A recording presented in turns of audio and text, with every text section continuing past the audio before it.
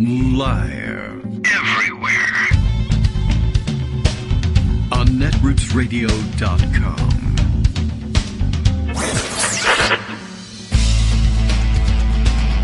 David Waldman, Kagro, in the morning. Now, here's David Waldman. Hey, good morning, everybody. How you doing? It is Friday, July 1st. Happy July. We made it all the way here. July 1st, 2022, in case you have any doubt, or you're listening on podcast or sometime in the future, something like that. Well, okay, a little shaky in getting ready for the show this morning. And, of course, it's Friday. Nobody's scheduled for the show, so it's the long haul show where I just do the whole thing myself. Although now I'm thinking I should call in backup at some point, and I should have scheduled Armando to come on. Of course, there's plenty for him to discuss. Maybe I'll raise the flag, or one of you can do it. My at-home remote production staff. Somebody tweet him and tell him he should come on the show and discuss things today. I do have some other direction for the show. Plenty of things that are in the backlog of stories in pocket to bring up to you. Some of which could, in fact, be considered Good Friday diversions from the daily grind of trying to digest what's been happening in the January 6th hearings, what's been happening all at once, it seems, in the Supreme Court, etc., etc. And, in fact, let's see, a couple of things to take care of today in terms of housekeeping. One, we welcome my dad and Elaine to listening to the show as well. That's a new one. They're driving up towards the Northeast to the Boston area today for the 4th of July weekend. It being the 1st of July, you see, that's coming afterwards. And he called with some ideas for the show today, or texted and asked me to call him. And I was behind as it was, but I really wanted to find out what he had in mind, just in case. And, 9 o'clock was coming. So I swapped, it's not meant to make you feel too guilty or anything, but I swapped breakfast for the chance to call you and catch up on things. And so, boy, am I going to be hungry. And this is, Dad, you're starving me. Okay. Well, I'll live. We'll make it past that. And they were good topics, and we probably would have gotten around to something like them at some point today, but a good reminder for things to put on the agenda for today. And, hey, as a matter of fact, I think I may be a little bit behind also in calling out some folks who have joined recently as sponsors of the show or have boosted their sponsorship of the show. So thank you very much. This also gives me a chance to show my dad that people do that, so that's a nice thing, too. And let's see, what do we got here? I got my little card here. Susan, I'm not certain how I'm pronouncing your last name, Susan. Susan Akamine, Akamine.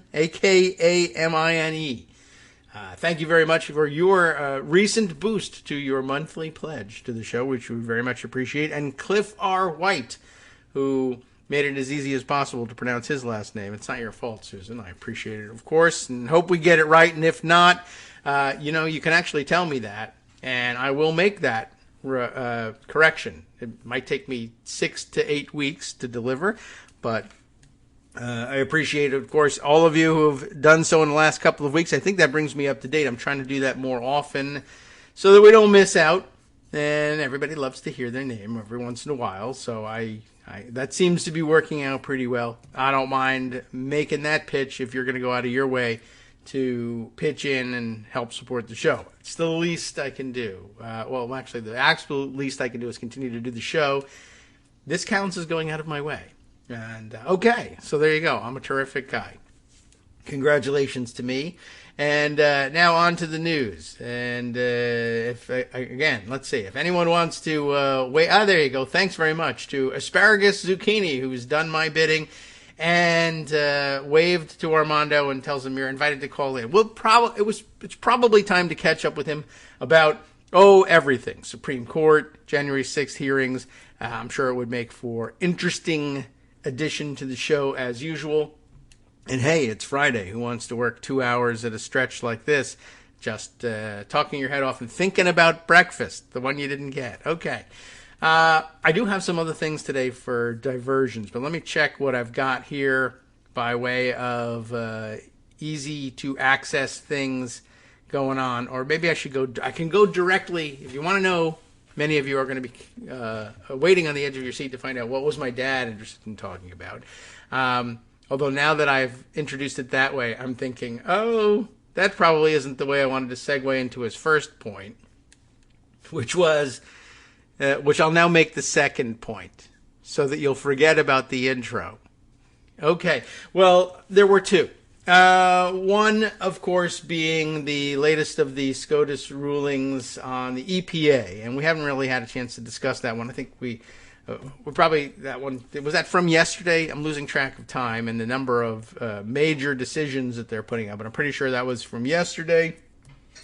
And I guess it's their latest shot at inventing, they're inventing a lot of doctrine in the last couple days of this term.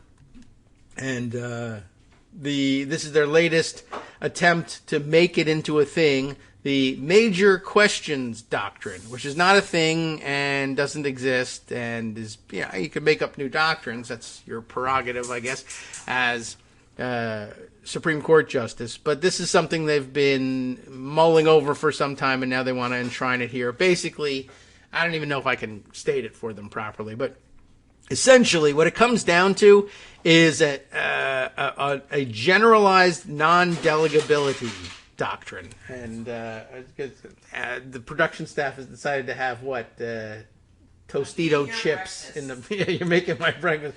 All right, that's actually digging around in the ice machine, but it sounds like you decided to have Doritos at the microphone. But okay. At any rate, yes. So a new super-powered non-delegability doctrine that, quite correctly, it's pointed out is, I guess we could say, part and parcel of, or very easily integrated into Steve Bannon's worldview, to the extent that there is one. He loves his catchphrase about dismantling the administrative state. And I guess what they're doing here, the major questions doctrine appears to me, in my, glancing look at it, to be it's obviously a conservative invention that says, the Congress can't simply create an agency, like in this case, the Environmental Protection Agency, give some general guidelines about what they want them to do. They're actually quite specific.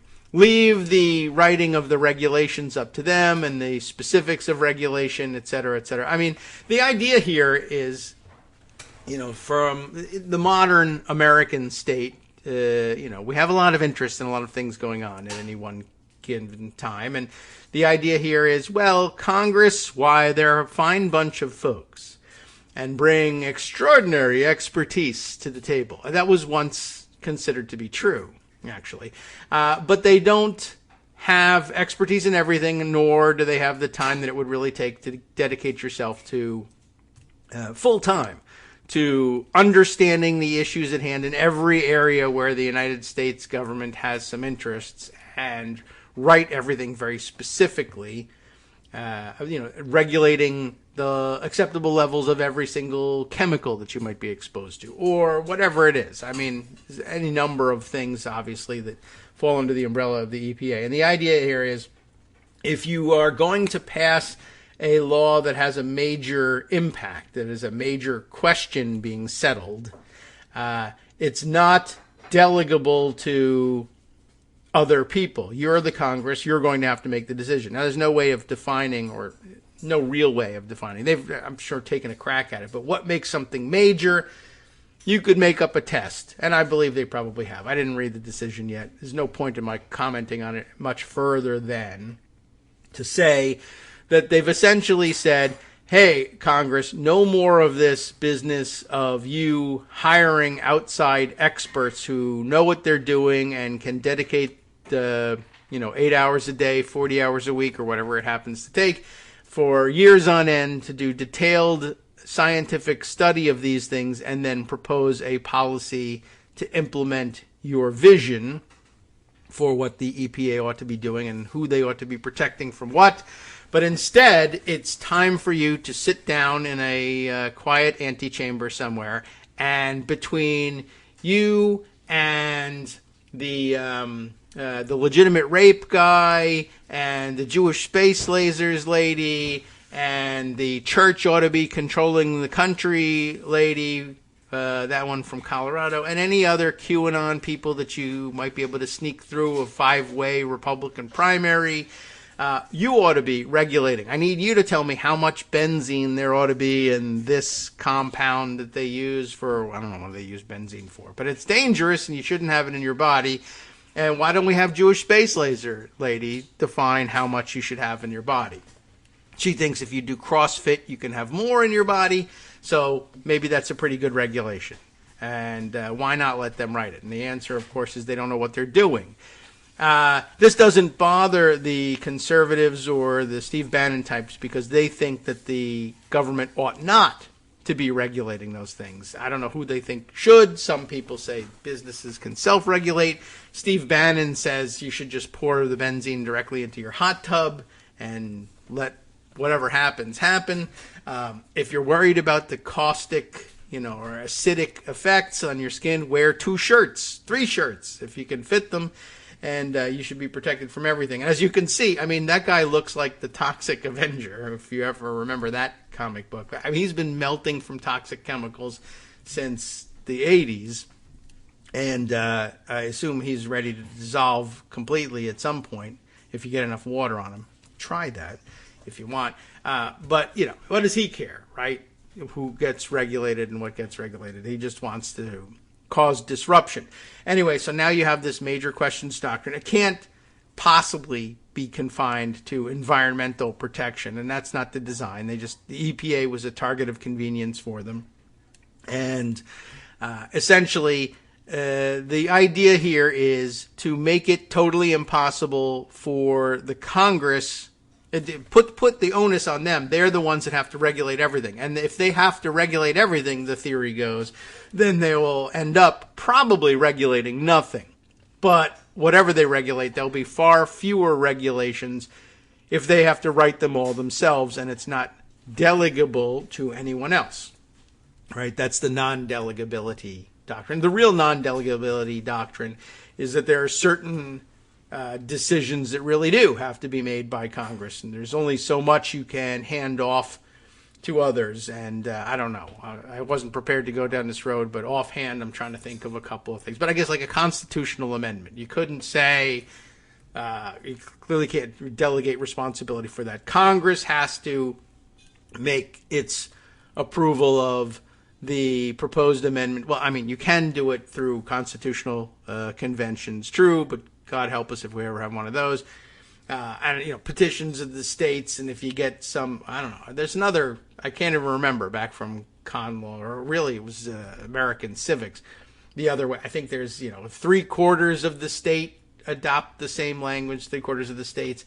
But otherwise, 2/3 vote in both houses of Congress to recommend it to the states. And then if 2/3 of the states adopt the same language, then it's deemed adopted. But anyway, the point is that you couldn't, for instance, create a constitutional amendment agency that could propose its own amendments on its own volition and then send them to the states at the direction of Congress. I guess technically under what the law was like a couple of weeks ago before the 6-3 court was created, the understanding probably was, well, if they hand something off, if they make a recommendation for a constitutional amendment and hand it back to Congress, and then the House and Senate both pass it with the requisite numbers and then pass it on to the states, that should be okay. There's no reason why that would fail the test. But now, if it regulated something that Clarence Thomas didn't like, or rather, I should say, if it regulated something that Ginny Thomas doesn't like, then they could now turn to this and say, that's a major question. Like a major award, this is a major question, and you can't do that because there's no appeal from our saying you can't do it. That's really what it comes down to. If you're a long-time listener to the show, or maybe even brand new, let's say today, you probably know that at bottom, these guys are political actors. And by the way, we've added a new one. I don't think we've even mentioned Ketanji Brown Jackson's swearing in yesterday. That's because it happened after the show. The thing that happens between shows we're not obligated to mention what's happening in the future. But that happened at noon yesterday. Stephen Breyer finally retired and made it official. That brings us to another discussion. I'll have to make note mentally, which means it's gone, that we can discuss something about the weird process by which this one happened, i.e. there being no vacancy at the time that Judge Brown Jackson was nominated, but that's okay. That's sort of accepted practice. But that brings us back to plans for other things we could do to push the envelope. But, you know, Biden doesn't push envelopes all that often. But anyway, it's available to him. But, so the idea here is if you require Congress to do all of this themselves and no longer allow them to create agencies and authorize the hiring of a whole bunch of experts to mull this stuff over on the side with a focus purely on that regulation and that regime of regulation. If Congress has to do it, then they won't do it for a number of reasons, not the least of which is they're not competent to do it and they're busy spending all their time fundraising. Literally, this is the case. And that's good in Steve Bannon's view. That way there will be less regulation in general. And I guess the originalists, who aren't originalist at all, well, it's in a whole other 2-hour discussion, are probably happy with this too, because it severely curtails the ability of Congress to act on anything. And you know how the glibbertarians are about this thing. That government, what's their saying? That government is best which governs least. That's their favorite throwaway line. And this way, there would just be fewer regulations out there, fewer laws in general, fewer regulations in general. And that's a good thing. And as Steve Bannon views it, a dismantling of the administrative state. Okay. Now, this tea drinking, morning breakfast, also non-delegable. I have to do that myself. So I have this mug here, and we'll take a brief break here to have it while it's still slightly hot. Sound effects. All right. Well, at any rate, so this non-delegability / major questions doctrine stands in the way of Congress doing pretty much most anything. Now, in combination, of course, this has probably occurred to many of you already, as it did to my dad earlier today. That only addresses one part of the situation. That is, the legitimate rape people and Jewish space laser peoples are all in the House. He was running for the Senate, legitimate rape guy, and lost as a result of his stupid comment. Not that it's prevented anybody else from making the same stupid comment since, which we covered a couple days ago right here in Virginia. We have this time a woman running for Congress making the same comment. So that was a little bit of a surprise. But they don't like science, so there you have it. But the Senate also has to consider all of this stuff, and everybody knows as soon as you mention the Senate, you know, can anything get through the Senate? Can X provision get through the Senate? We love puppies. America is great on July 4th. America is great on other days as well. Even that, you know, we'd have trouble getting it through the Senate because somebody would hijack it in exchange for, I don't know what, any number of, a vote on the confirmation of one of their favorite proteges to the federal bench in Kentucky. Let's say, just theoretically, that could happen, right? So obviously we all know that that's because of the filibuster, which we've covered, you know, to death for about 20 years. And but this brings us to the point that it would be doubly impossible to do all of these things, especially dealing at the level that agencies do in the minutia of these things. If A, Congress had to do it, and B, the Senate had to join in that, which they do because everything has to be passed by both houses, and the filibuster will make it virtually impossible to do any of those things. So, boiling it down to my clever line, which I shared on Twitter the other day, but probably didn't share on the air at any point, was the filibuster making it impossible to do these things means we have an interesting situation on our hands, which can be almost reduced to bumper sticker size, but not quite. Nothing can be done on a bumper sticker anymore. But a very quick hit on the thing. You'll recall from years, literally years of fighting with people over filibuster reforms, that the old adage of the institutionalists used to be, and still is to some extent, among the Joe Manchin remembers this one. It's short enough for Joe Manchin to remember that what you don't want to do in reforming things and going too far with changing the way the rules are in the Senate is turn the Senate into the House. We can't turn the Senate into the House, which we've discussed on the air too. The House operates pretty well, pretty efficiently. Nancy Pelosi, when she's running it, or anybody really, well, not anybody. Okay, John Boehner did a terrible job with this. Kevin McCarthy would be an absolute disaster. He's the dumbest guy ever to hold the position of Republican majority leader, I think. But it runs fairly efficiently when the majority party can hold it together and has a sufficient majority. They can get things passed, even if they can't get things done because the Senate is ruining it for the last stage of things. But they're pretty efficient at expressing their will in legislation. The Senate is not. It has that problem with the filibuster. Now, they think it's intentional, and sometimes there's confusion, and people like Joe Manchin tend to say things like, well, if it was good enough for our founding fathers, it's good enough for me. And then people point out historically that the founding fathers really didn't think about the filibuster, didn't use the Senate rules that way. There's even the somewhat apocryphal story of the filibuster being inadvertently created in the rules by Aaron Burr, who, created a lot of great things for this country and left a fantastic, lasting legacy of insurrection and treason, by the way, although he was acquitted in a court of law. I should point that out as well. But anyway, he was that kind of guy. And we have another guy like that currently. Anyway, the point is, no, it wasn't part of the vision of the founders, and it is being wildly abused of late. We've pointed this out a number of times. You know all about that, but the excuse of we don't want to turn the Senate into the House, we don't want them to be able to react passionately to the extremes, with the extremes of the times, and there's no check against the House if the more deliberative Senate doesn't.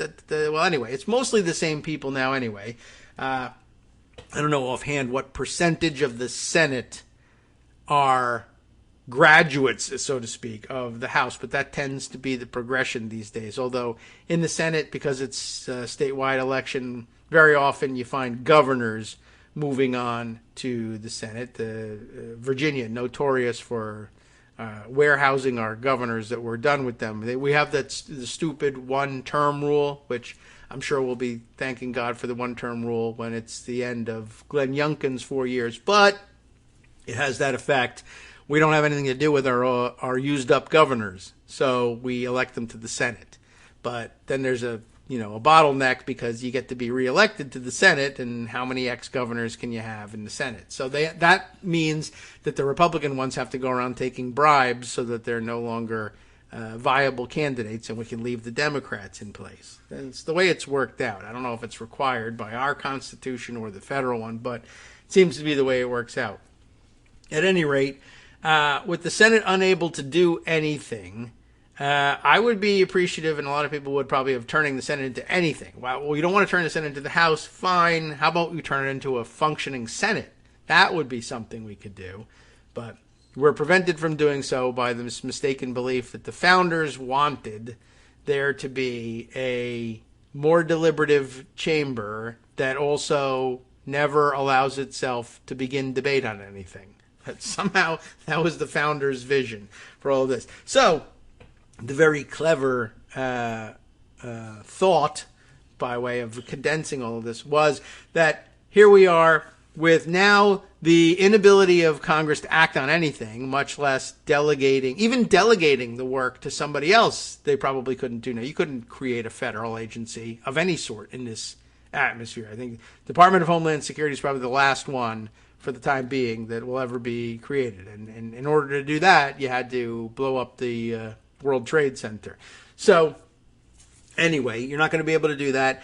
Not going to be able to delegate, not going to be able to survive without being able to delegate either. The Congress just basically won't be able to do any of these things and won't be able to act in any capacity on anything, certainly not on major questions. That's actually one of the weird byproducts of this thing, is you're now declaring as Supreme Court doctrine that the Congress essentially, I mean, this wasn't supposed to be their point unless you are thinking like Steve Bannon, but not only will the Congress be unable to act on so many things, they will almost certainly not be able to act on things that actually bear on major questions, because there's this political divide plus the filibuster. So you end up with a totally ungovernable country. And I think now I'm thinking in the next segment I can turn for help on this one. Mark Sumner wrote such a piece over at Daily Kos just the other day. Maybe I can borrow a little bit from him. But for now, before our first break, I'll tell you, so you're set up now for a Congress that is unable to deal with any questions, major or minor for that matter, because of its internal structure. And you now have a situation where, for fear of turning the Senate into the House, you have now turned the Constitution into the Articles of Confederation. Does everyone remember that from American civics? You probably don't remember a great deal about what was in it versus, say, what's in the Constitution. But you have this memory, almost certainly. If you have any memory at all, it's that your teachers in civics in high school and American history left you with this. The Articles of Confederation were terrible and they didn't work because the Congress couldn't decide anything, the states couldn't decide anything, nobody could do anything, because it required unanimity among the states in order to do anything in Congress. And it was so unworkable that they abandoned it for the newfangled Constitution, which also doesn't work that great either. But hey, we'll be right back. Hi, it's me, David Waldman, the same guy who was just talking to you a second ago. Our Patreon subscription drive is still going strong, with over 175 monthly donors who help keep us on the air. If we've helped keep you going during the pandemic, why not return the favor and help us keep going so we can all be together for the next disaster? Patreon.com, Patreon.com, makes it easy to make secure, recurring monthly contributions to support our show. Patreon.com/KagroX gets you straight to our donation page. Maybe you'd like to thank us for keeping you sane during the Trump era. Maybe you're looking forward to in-depth explanations of what's going on in the Biden administration. Whatever it is that keeps you listening, we need your help to keep bringing it to you.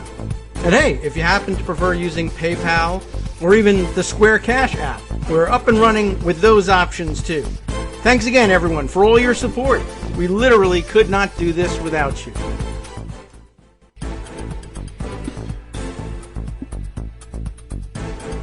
All right, welcome back now to the Kagro in the Morning Show here on Netroots Radio. And how did you like that? That's called turning one idea into a half-hour segment. It's a special thing we have on this show. There's more, and by now, I can bring around the second point, which just defeats the whole purpose of my telling you that I was going to do it later so that you didn't make this connection. But you can't get away with that. The other idea was that in the wake of the Dobbs decision, of course, states with super conservative, overwhelmingly Republican state legislatures are doing their thing, trying to use the opportunity that Dobbs has given them to make it as difficult as possible for women in their states, or we now say pregnant people in search of an abortion, not just all pregnant people. We now try to be more inclusive about this thing, but what it means is, Okay, never mind. I don't mean to insult anybody at this point. We need all the allies we can get. So, okay, if you're seeking an abortion in a state where the state legislature does not want you to do that, they now consider that they have leverage to stop you from doing so, not just by banning abortion in their state, but by reaching out and banning you in various ways from seeking abortions either in other states, as they now try to criminalize interstate travel, which is going to be constitutionally difficult, except that there's a 6-3 majority that doesn't care. Or also banning the ability to use, for instance, the medical abortion pills or the morning after pill, which activists tell me should not be classified as chemical medicinal abortion, but something completely different for various physical reasons, which would not help Todd Aiken understand anything, but nothing ever will. But it doesn't matter because he's not in the Senate, and we don't have to deal with him anymore. I think. Who knows? He may come back. Like, you could do a summer comeback tour like Foghat or something. Anyway, the other issue was that now they'll be moving to try their best to come up with a jury-rigged system that will prevent people from taking advantage of an FDA decision, a recent FDA decision. I think it was suggested it was December or so, but I don't have any particular recollection of the date, certainly, much less the decision itself. But it sounds right to me to say that the various medications are available interstate, that they can be essentially ordered off the internet, and you can get a internet doctor prescription to the extent that that's necessary. But whatever, I don't even know if it's necessary to do with the prescription. Maybe it was the fact that it was not necessary. I don't know. I don't know what the rules surrounding it are. But the upshot of it is that currently you can order these medicines online or elsewhere, otherwise, and have them shipped to you, even if you live in a state where the state legislature, when it's not busy deciding major questions or the outcomes of federal elections somehow, because that's coming as well, they can also regulate what how you get these medications and what has to happen in this state in order for you to get it. The attempt, it sounds like, will be to pass a state law requiring an in-person visit with a licensed physician in order for you to obtain a valid prescription for these drugs.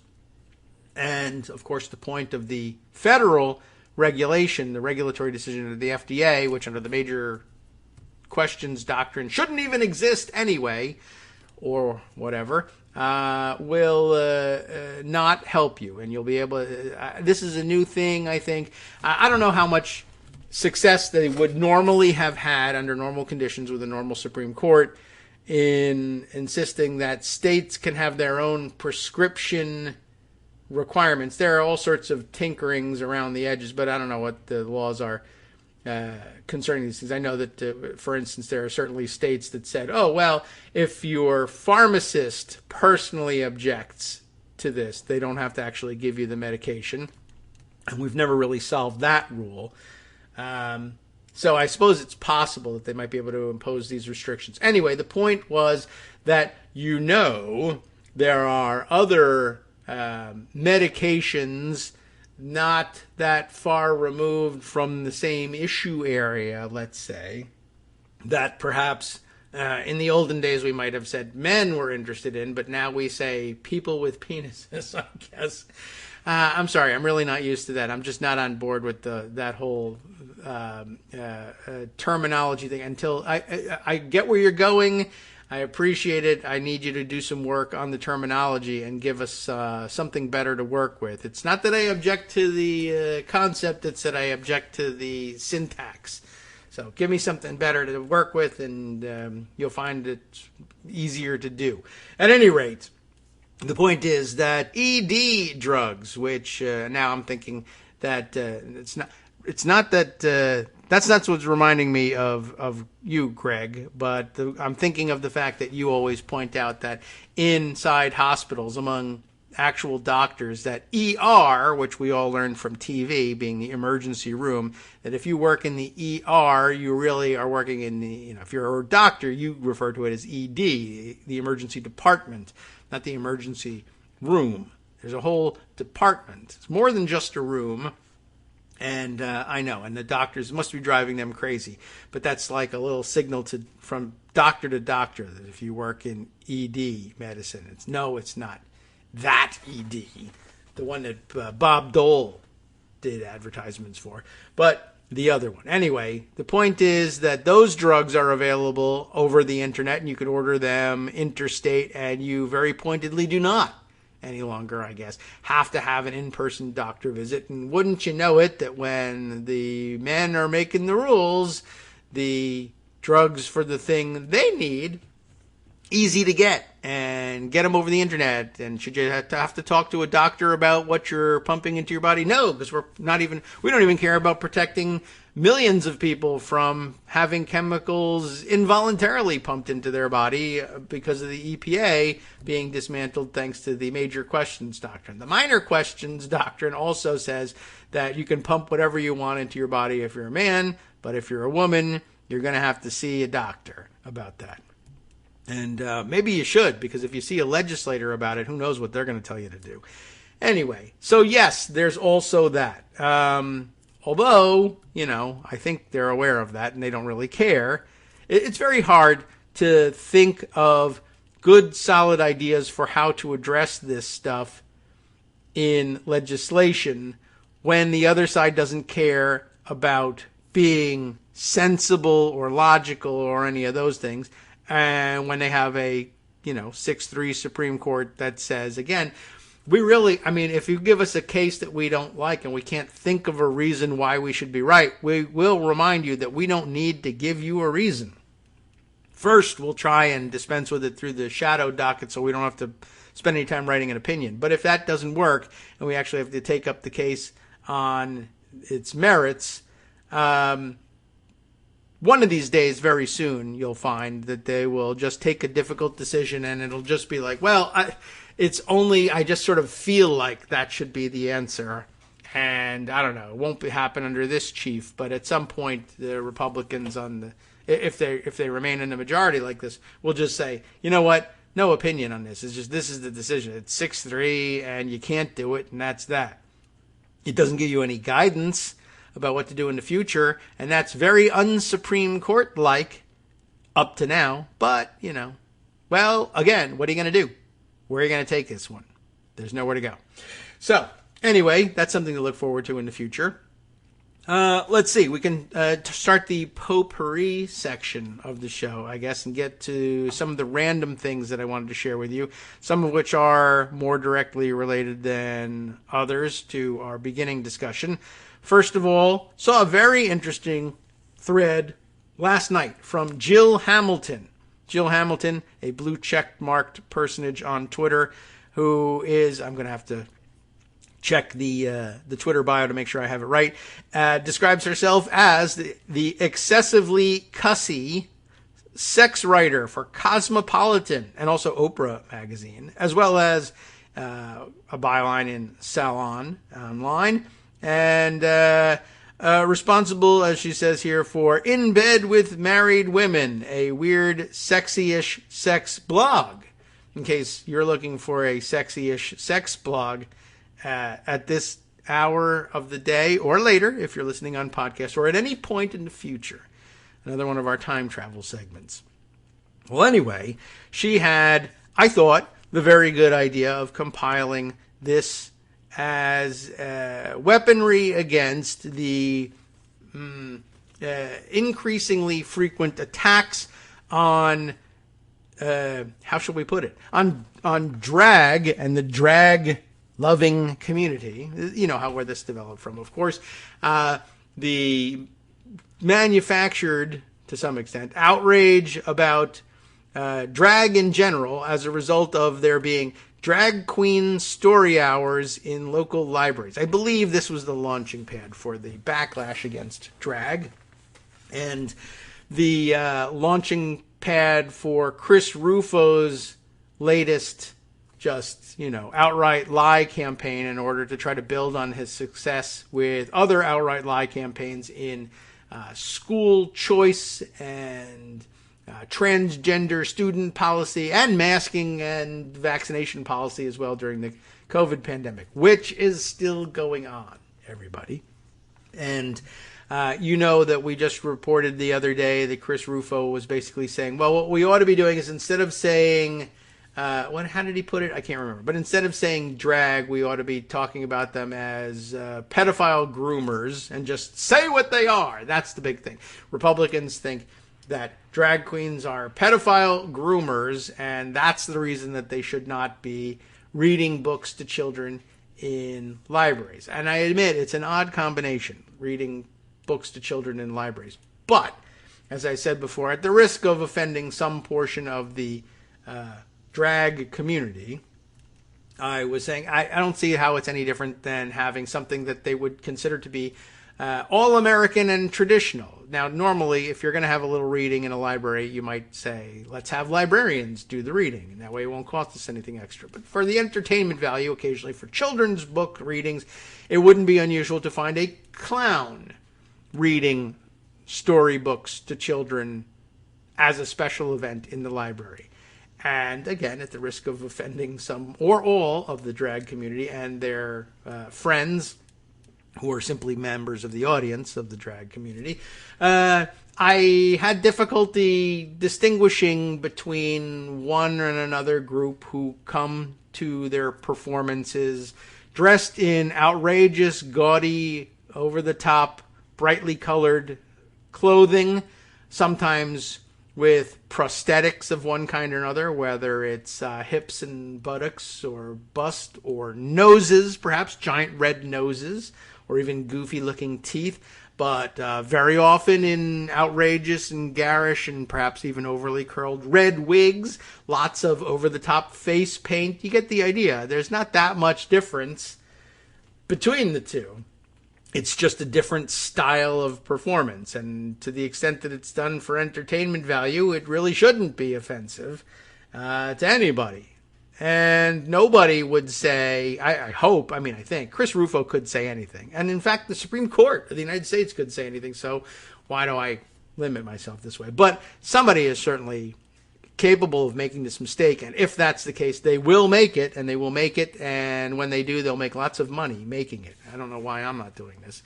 But nobody that I know of is saying, if you have a clown reading Green Eggs and Ham to kids in the local library, those kids are going to turn into clowns. They're grooming you for the clown lifestyle. Every kid that goes there will suddenly be saying, Mommy, is it okay for me to have oversized shoes? Mommy, is it okay for me to have a prosthetic red nose? Why, sure. It looks like you're supporting comic relief, which I think might even still be a thing. For some reason, in the UK, they do this all the time. We gave up on that in America for a long time. No relief for you, comic or otherwise, for various reasons. Anyway, nobody thinks that taking your kids to the circus will result in them becoming a clown, or for that matter, a lion tamer or a trapeze artist, even though there's every reason to believe that impressionable young kids probably would come out of the circus and say, isn't that every parent's fear, that their kids will run away and join the circus? That sounds like grooming if you think about it just right. Anyway, and it leads me to Jill Hamilton's thread. This is maybe a little better parallel for Jill Hamilton's thread. She says, for those who fear drag, it turns out it's a long-time tradition for kids, for all of us. And we're all fine. What are we talking about? And this is a very visual thread, so it's difficult to do on the air, but I recommend it to you, and I will provide a link to you for those of you who would like to follow up and read Scott Anderson's link-filled threads, link-filled posts on Daily Kos about the various things that we covered during the course of the day. But examples are given. And the very first one, an excellent one, will bring back memories for all people of a certain age. Bugs Bunny, in one episode or another, I don't remember what he's doing, but at any rate, he's in this online GIF here, in drag, dressed up as a Valkyrie, from the opera. I remember it's probably that. Remember that episode with the opera singer? I don't know whether it's that one or not, but he does this a lot. With the winged helmet, and he's wearing a blonde wig. He's got some eyeshadow on, which is unusual it's not really unusual for rabbits. They used to test eyeshadow on them all the time. Bringing back horrible memories of chemical testing on live animals. This is not what he was aiming for, I think. But the point is, Bugs Bunny, a pointedly male rabbit, dressed in female garb. And it happens more than once. There are several of such episodes. There's another one provided as the very next tweet in the thread. But then reminder of several other instances. There is a still recognizably from the Little Rascals, or the Lil Rascals, as they were styled, with, trying to remember all my kids, Spanky and Alfalfa here, dressed up in ballet garb, but tutus and tights and the like. Not the pointedly male ballet garb, which is real and is out there and everybody knows it. But they're in ballet drag for some reason. Now, as a slight aside and a joke, she offers up a picture of the actual founding fathers, which I guess this is supposed to be one or another of the renderings of the people sitting down and writing the Declaration of Independence, I suppose we're talking about here. Thomas Jefferson, recognizable here. John Adams, recognizable here. Couldn't tell you the difference between the other two folks there. And there must be one hiding behind Jefferson, because there were 5 people on the Committee of Style that wrote that one, or was that the Constitutional Convention had the Committee of Style? Anyway, you'll remember, of course, from Schoolhouse Rock, who was involved in that, because you can sing their names, right? Oh, now we know unless that's supposed to be Benjamin Franklin there.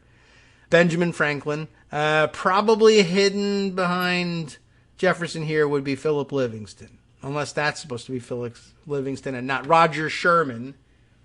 And, right, do I have that? Do I have it right?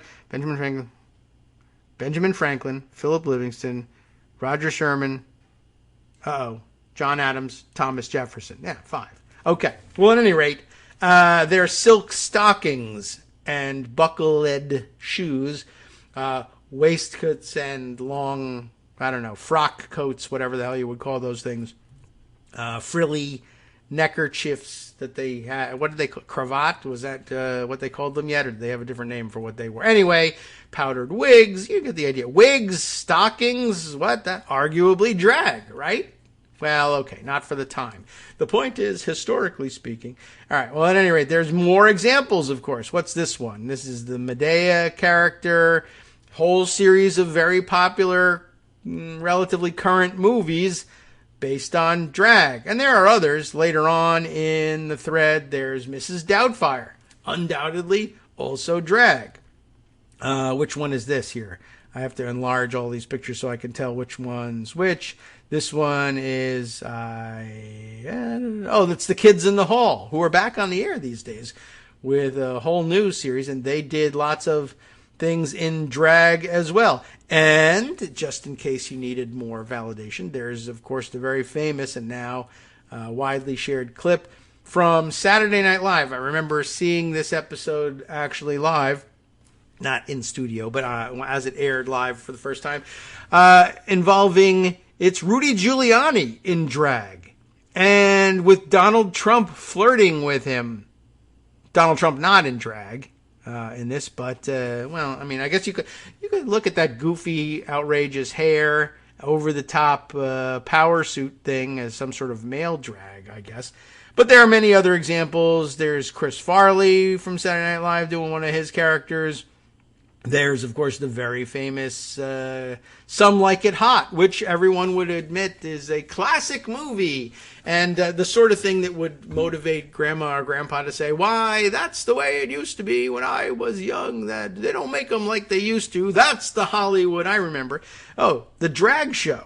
You liked that a great deal. That was your big... Oh, yeah. No, I didn't. It was different, I tell you. Lots of people would make the same claim. There are a couple of others in here as well. There are some that are from movies that are very pointedly about drag itself. There's Tootsie, which I think other people would try to differentiate from drag itself. But then there's Victor Victoria, which was, well, no, you can't avoid that one. That's actually the subject of it. And Jill winds it up just saying, yeah, I grow weary of looking for examples of drag that we all lived through and enjoyed, even the children. There's one of the Flintstones here in drag, even. If you have more, feel free to drop them here. You should do that. And there are plenty more. My drag finding fingers are just getting tired. It was a great idea And a great reminder that drag is everywhere, even in front of the children, and everybody thought of it as just part of the American tradition until Chris Rufo said you should be angry about it. I'm sure people could try and differentiate and say, well, gee whiz, there's something sexual in nature about current drag queens and the way they do things versus the Flintstones, which are cartoons, and it wasn't meant to be. It was just situational comedy. That's all. They had to dress up as women in order to pull off one caper or another, as opposed to people who derive some sexual gratification from it. And of course, that's probably just a misunderstanding of drag queens as performers in general. They are, as every community is, infinitely complex. There are people who probably would admit to you, yes, this is about sexual gratification, but I think probably even the large majority of them would say that's not really what it's about. No. In my everyday life, I don't dress this way. I don't dress in women's clothing generally. It's just when I'm performing. So there's all sorts, of course, and the real point, of course, is that there's no suggestion of sexuality meant to be portrayed at the children's book reading. It's simply, I'm doing this to show that, there are all sorts of people in the world, and lots of them are perfectly benign and can express their appreciation for children's development in perfectly healthy ways. And just like reading books to kids, because it helps them develop as human beings, and the more they see all sorts of human beings helping them develop, the more appreciative they are of all those different sorts of human beings. I thought that was a great reminder, and it would be very difficult for people to argue with certain aspects of this. All right, let's see. Greg has forwarded me some interesting piece of information I mentioned the other day on the air, and now, Dad, you're here to hear this one too. That interesting bit of information being Cassidy Hutchinson, who testified the other day, the big blockbuster testimony from the last of the the most recent of the January 6th hearings. Cassidy Hutchinson, I mentioned at the time, a graduate of Christopher Newport University. And I guess Greg must have come across, I figured there would be something like this somewhere, a glowing profile of Cassidy, probably from before the hearing, when she reported back to her alma mater that she was working at very high levels in government. And I think she began her career working for Mark Meadows when he was in Congress. But she also did work for, a number of very odious characters in the Republican Party. I mean, as much as she was being portrayed as a hero the other day, she, has made some poor choices in terms of where she's going to put her time in politics. And I mean, you can make bad choices like working for Republicans, and you can make bad choices like working for Steve Scalise and Ted Cruz and Mark Meadows, for that matter. But okay, in the end, when it counted, maybe, I guess you could say, perhaps, all indications are that she has a greater dedication to the Constitution and the rule of law than to those individuals, and that's the part that counts. At any rate, so there's a whole glowing, a retrospective, a feature on Cassidy Hutchinson, designed, I guess, to make people say, I too should go to Christopher Newport University, because look at what happens to some of their graduates. They place them in important positions. And so that opportunity is available to me too. And it's true. All right. Well, at any rate, I don't know, Greg, if there's anything special in particular that you think ought to be parsed out of this and mentioned on the air, let me know. Because otherwise, I move on from here. But, all right. Well, thank you for finding that thing. This is from 2018. Was that when she graduated? Or, I mean, this is the article's from October 2018. I think she must have graduated earlier, because otherwise how would she be able to tell you about all these fantastic experiences that she's been having? So anyway, that's very interesting. A good aspect to keep in mind. Moving on to a couple of other items. some random, we better do a short random one because the 10 o'clock break is coming up. I just thought this was kind of interesting. And Dad, now that you're listening, you'll recognize some of these characteristics of local police departments. I remember these sorts of things very well. You're relating these stories to me. But this happened down in Uvalde, Texas, where we all know about, we like bards, we wander the countryside singing the praises of the bravery of the Uvalde Police Department. Well, of course, they're not doing well with their reputation these days. And they're acting kind of weird. First of all, they're obstructing a lot of the investigation into just what happened. And people suspect, and probably correctly given the facts that have been established, that maybe their response to the situation in the school there was less than optimal. And that they may have accidentally shot some of those kids. It's all entirely possible. Anyway, so they're not very forthcoming with their body camera footage, et cetera, but they're doing more than just that. This is the part that will be more familiar, I think, to my dad. Police report, the Huff Post, Nina Golgowski in particular reporting, police are harassing that mom who ran into the school and pulled her kids out from the school during the shooting. You remember her? She was briefly celebrated for doing so. When even the cops wouldn't go in, she went in and rescued her own children. Then the cops got the idea that they could go in and rescue their own children, not necessarily any of the other ones, but they went and did that. Well, anyway, apparently because she showed them up, they're very angry about this, and they're harassing her in her daily life in ways that they really ought to, when they really ought to be lauding her, or even making her police chief, for that matter. I've done something here to ruin our ability to bring up the music. There it is. Okay, a couple seconds late. So, police are harassing mom who pulled kids from Uvalde school shooting, lawyer says. Angeli Rose Gomez criticized officers for not immediately entering Robb Elementary School as the gunman killed children and teachers. So what are they doing about it? A Texas mom who ran into the school says that she's been harassed by the police and plans to take legal action. Apparently they follow her around town. They sit outside her house with the lights on. All sorts of things. All right, welcome back now to the Kagro in the Morning Show here on Networks Radio. Just a 1-minute break there. But I realized, of course, after saying that I had screwed up with the music and it was a little bit late, that I needed to leave earlier than usual. I didn't leave earlier than usual, so I'm sure we went right into break in the mid-sentence. Ignore all of that and instead focus on this reading of the piece from HuffPost, Nina Golgowski, again, writing about the mom who ran into the Uvalde Elementary School during that mass shooting to rescue her 2 young sons as law enforcement officers stood outside. Well, she has now been harassed by police and plans to take legal action. As far as we know, there's 2 definite instances. Angeli Rose Gomez's attorney, Mark DiCarlo, told HuffPost of the hostility he said she's experienced after defying officers' orders and running into Robb Elementary School during the May 24th massacre to save her children. What an awkward paragraph that was. Okay, but you get the point here. Just want to get everybody's name on the record. Gomez, who says she was briefly handcuffed by police outside the school. Remember that she was handcuffed before she went in, and brilliantly talks her way out of the handcuffs, and then hops the fence and runs in. Good, as I said at the time, good luck with your wall. If the people are able to, you got them detained in handcuffs, talked their way out of that, and then jumped the fence on top of all that. You're not stopping them.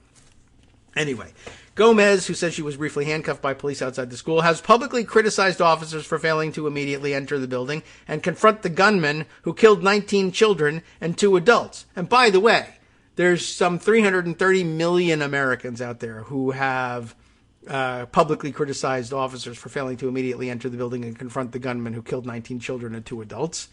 But you can't harass us all, I guess. But there, she's right there and a target of opportunity for them. Rather than saying, hey, let's deal with our own problems, they decide to use, this is what they can do, right? We can't fix our own problems even though we have SWAT, materials all over the place and anti-mine tanks that we can drive around the streets of Uvalde. But we can make this woman's life miserable for having saved her children. I noticed that no one is harassing the families of the cops who then did the same thing and dashed in and saved their own kids while they left the other kids to die. Doesn't seem to be the case there. But hey, just like you can get ED drugs without seeing a doctor, yada yada. Lots of hypocrisy out there. And remember that the Republican playbook tells you very clearly that it doesn't matter, and you should be prepared to be called a hypocrite for doing these things. It's part of the job description, and if you don't like it, maybe you need to be in a new line of work, but fine, don't worry about it, ignore it. Get what you want out of life, and be right, or make yourself right, or at least make other people wrong by harassing them, and enjoy yourself, and don't worry about the fact that your life is a lie. Anyway, officers waited, of course, as you know by now, for 70 minutes before storming, if you can even call it that, storming the classroom and killing the shooter, a response to the Texas Public Safety Chief, that the Texas Public Safety Chief has called an abject failure. It's just that this Mexican-American woman is not allowed to call them abject failures, you see. She did act in a very brave manner, said her attorney, DiCarlo, who said he's representing about 15 members of the Uvalde community. They have it corroborated from at least 2 people that she did go into the school. She did jump the fence. She was handcuffed. I don't believe that any officers were in that school until she went in and they followed her in. DiCarlo said Gomez believes she has since been targeted by police. Not celebrated, not given the key to the city, not made honorary police chief, but targeted by police. She was pulled over for a traffic stop and falsely accused of having illegal immigrants in her vehicle, he said. About a week ago, a police vehicle parked outside of her home for about 45 minutes and flashed its lights at her and her mother while they were going for a walk. DiCarlo said he wrote to the Uvalde Police Department about what happened but has not received a response. In another incident, he said a family member of Gomez said police instructed them to tell Gomez to stop speaking to the media about the massacre. That incident may be harder to prove, he said, but a Philadelphia nonprofit civil rights group has offered to file a freedom of speech lawsuit on Gomez's behalf. In a statement to HuffPost on Thursday, they're the press, so look out, there's going to be problems. The city of Uvalde denied that its officers have harassed her or that anyone with the Uvalde Police Department placed her in handcuffs on the day of the shooting. That was pretty well established. But then again, it did happen in the immediate aftermath of or while the incident was ongoing. And very frequently it turns out that the information available about the incident while it's still happening turns out not to be exactly right or is completely wrong. The city said that its officers have had interactions with Gomez in the week since, claiming she was accused of causing a disturbance at her relative's home and refusing to leave. Things that they're always policing out there, right? Everybody's trying to solve. They got the whole detective department trying to figure out who's bothering who at relatives' houses. I mean, police get called. It is a fairly common thing, but I don't know. Anyway, let's see. She was also, they say she later called police over a child custody issue, which, of course, you can't give her police services when she's said bad things about you, right? It also supplied police reports that said she was cited for drug paraphernalia possession following a traffic stop. Illegal aliens, drug paraphernalia, all the sorts of things that they love to say, and that people will probably believe, but they don't ever have to prove. DiCarlo, responding to those allegations on Thursday, called the paraphernalia charge without an accompanying drug charge highly unusual and a further example of harassment. He repeated that he has still not heard back from the Uvalde Police Department about his concerns. DiCarlo, in an earlier interview, said other community members have expressed anger and frustration about officers' behavior during the shooting. What do you know? What a surprise. Before engaging the gunman, he said cops used taxpayer-funded resources to block parents from rescuing their children. Video taken outside of the school shows parents screaming and begging officers to enter the school as the violence unfolded. The police were basically acting in an abusive manner towards the people outside who were concerned about the children, DiCarlo said. We know this part of the backstory, but we might as well give the author of the piece their full due here.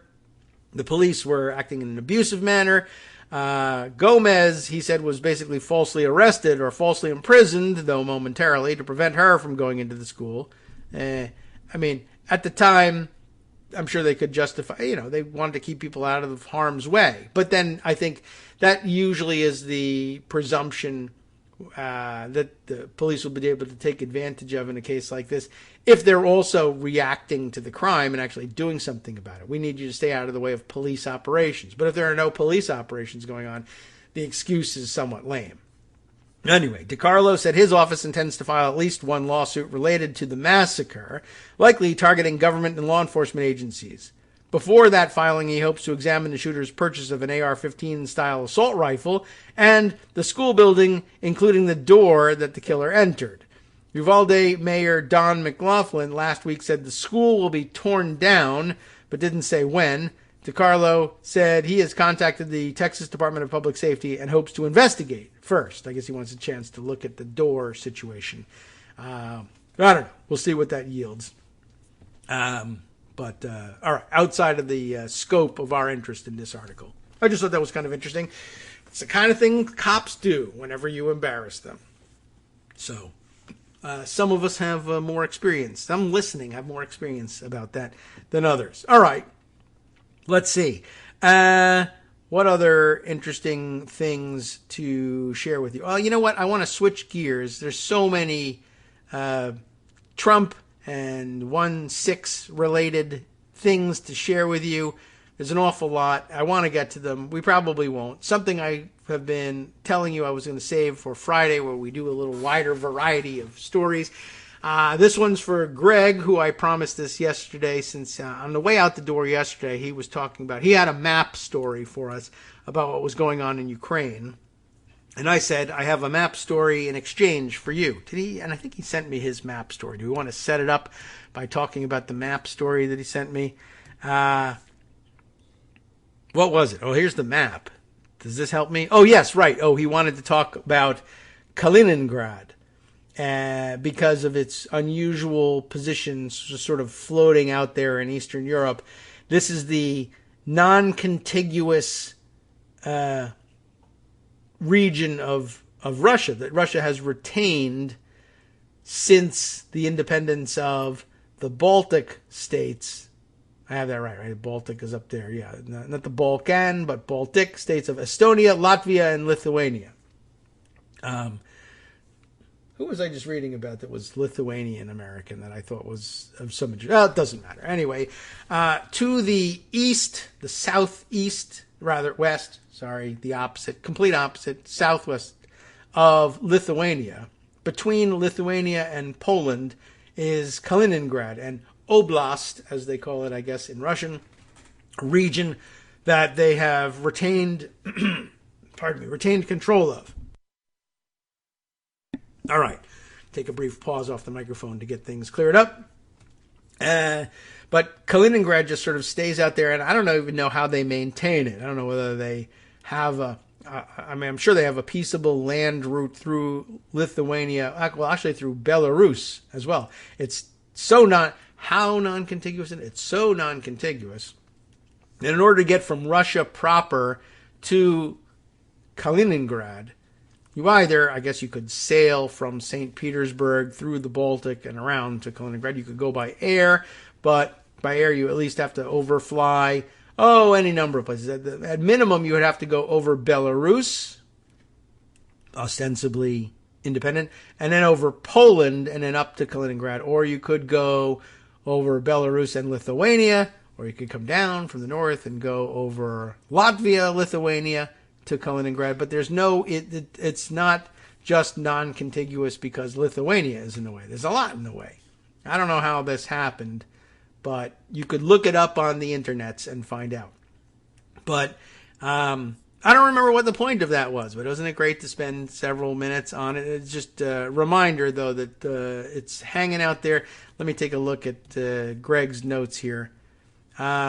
Now I don't remember from his notes, but he wanted to talk somehow about the fact that was sitting out there, and that it may be, I think it came up in the context of early on in the second wave invasion of Ukraine.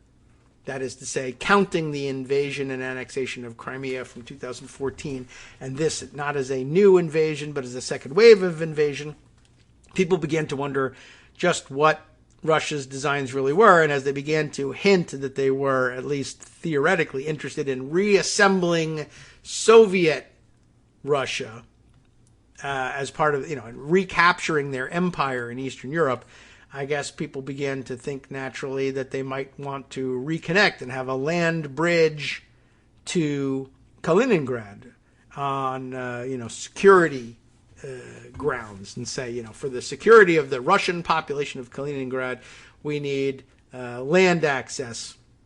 And that means re-annexing Lithuania, and Belarus we might be able to leave independent because they're more or less a client puppet state at the moment. Anyway, but I had one for him, which is a little bit more direct and had more to do with the very recent admittance to NATO of our friends in Finland. And also where? Sweden, was it, that we had join? I can't even remember which of the... I can't keep them straight anymore. Everybody wants in on NATO. And I don't know, did they finalize this thing? That was part of what was under discussion with Biden in Europe. I didn't keep up with that part of the news, but this is related to it. So go read that news.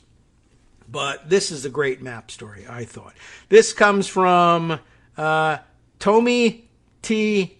Ahonen. I have no idea how well I'm pronouncing the name. Is Tomi, not Tomi Lehrer or Laren or whatever her name is, the weirdo young lady, ultra MAGA conservative person that everybody loves to hate, but a male Tomi, which hints to me that maybe he is Finnish because, he knows an awful lot about what's going on here in Finland. And I think that's a Finnish name. But Tomi Ahonen, Ahonen, has this to say. He labels this a Coca-Cola thread. Why? It's a goofy little pun joke. Cola, K-O-L-A, not C-O-L-A, but Coca-Cola. Cola is the name of a northern Scandinavian peninsula. Well, I guess we won't label it Scandinavian because it's currently in Russian possession. But it's right up there at the top. If you look at the map, up at the top of Norway, Sweden, Finland, and northern Russia there. If you type it in, go look at it at Google Maps. The Kola Peninsula is Russian, but it's, I guess, one of those pieces of Russia conquered probably in the Peter the Great, Catherine the Great days back then, when they wanted a northern window on Europe and established St. Petersburg, et cetera, up in the north. And this extraneous bit was probably wrestled away from the Nordic countries at that point. You could probably read about it on Wikipedia, just for fun, and give you some idea of what's going on up there. It's always fun to read from Wikipedia about obscure parts of the Russian Arctic. The Kola Peninsula is a peninsula in the extreme. We need some sort of sound effects. Or what do we have for extreme? Nothing. All right, well, we'll just play the Trump fart. We found a way in other states later. Excuse me. Yeah, all right. Well, that always illustrates everything. But it's an extreme northwest of Russia, and one of the largest peninsulas in Europe, and you wouldn't be able to tell because, of course, it's way up at the top of the map, and you know that, what's the name of the something effect that happens because it's up at the top of the globe, so it has the effect of looking shrinked, especially shrunken on renderings of the maps. But is it what? There's that one rendering of the map where they unfold the whole thing where you can see how big things are. I don't know. Lots of places in the world are distorted, but apparently it's one of the biggest peninsulas in Europe. Wow. You learn something new every day. You don't care most of the time, but you do learn something new every day. Constituting the bulk of the territory of Murmansk Oblast, commonly referred to in English as Murmansk, may be familiar to some of you who play those board strategy games like... I don't know, they mark it in Risk, or maybe Diplomacy has that one too. But the city of Murmansk is up there. It lies almost, the Murmansk, the Kola Peninsula, lies almost completely inside the Arctic Circle. It's that cold. And it's bordered by the Barents Sea to the north and by the White Sea to the east and southeast. The city of Murmansk, the most populous human settlement on the peninsula, has a population of roughly 300,000 residents. Well, about the same as Iceland, as a matter of fact, but Iceland isn't even mostly inside the Arctic Circle. Even further north than that. While humans had already settled in the north of the peninsula in the 7th through 5th millennium BCE, and one wonders why they didn't go elsewhere.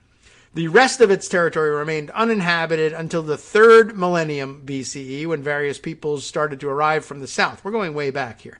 Not that this would not be out of the scope of Supreme Court review on this thing, though. Alito would say they have a long tradition of settlement of the Kola Peninsula. By the 1st millennium of the Common Era, only the Sami people remained. Those would be the northern Finns, the Laplanders, as we call them.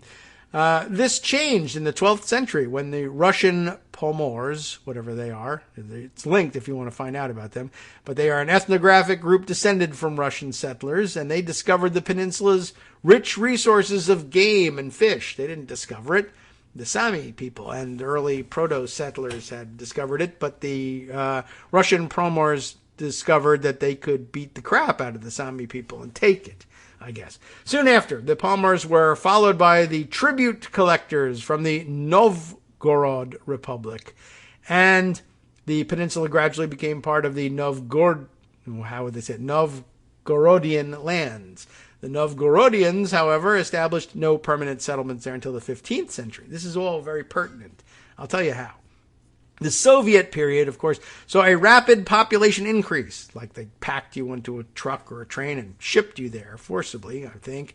Well, anyway, although most of the new arrivals remained confined to urbanized territories along the seacoast and the railroads. The upshot of all this, by the way, is that this is the base for most of the Soviet era and now Russian era submarine forces. Murmansk is where it's all happening. That may or may not have been where they sailed from in Hunt for Red October. This despite the fact that Captain Vilnius was what was he? Lithuanian, Estonian, Latvian? Can't remember which. Probably give away from the fact that his name was wasn't it Vilnius? Well, anyway, that would probably tip it off because Vilnius is the capital of Lithuania, isn't it? I'm sorry. Anyhow, never mind all of that. That's where the submarine operations are based. And now we'll let Tommy tell you why this whole thing was interesting. Why is the Kola Peninsula worthy of a thread? So, he says, where is the biggest pain to Putin when Finland joins NATO? That's a foreigner's construction of a pretty good English sentence there, though. Let's study the map a little bit. Let's do some Coca-Cola or Kola, K-O-L-A, as in Kola Peninsula. And then he shows it where it is on the map and circles it. But it's a big map of the globe here, so it's difficult to tell exactly why. When you zoom in, things become more obvious. Most people didn't know this place even existed. But the western quarter of the Kola Peninsula is one of the most dense collections of nuclear weapons on the planet. Not just the submarines and the nuclear submarine fleet, which launches from there, but I'm sure land-based ICBMs would be placed there as well. If you think about it and look about where it is on the top of the globe, you forget about what's going on up there, but one of the easy things to do is reach North America from the far Arctic reaches of Russia. And Russia's not all that far away, like we think of it as across the Atlantic Ocean and across all of Europe. But over the top of the globe and over the Arctic, you can get pretty quickly to American territory with bombers and or ICBMs and their payloads. So it makes some sense that they would be based up there. So as he goes on to say, it's one of the home to one of the most dense collections of nuclear weapons on the planet. The Russian Arctic Fleet has its submarine bases here, with several sub-pens outside Murmansk, which you can even see If you zoom in some cases, they'll let you see those things on Google Maps.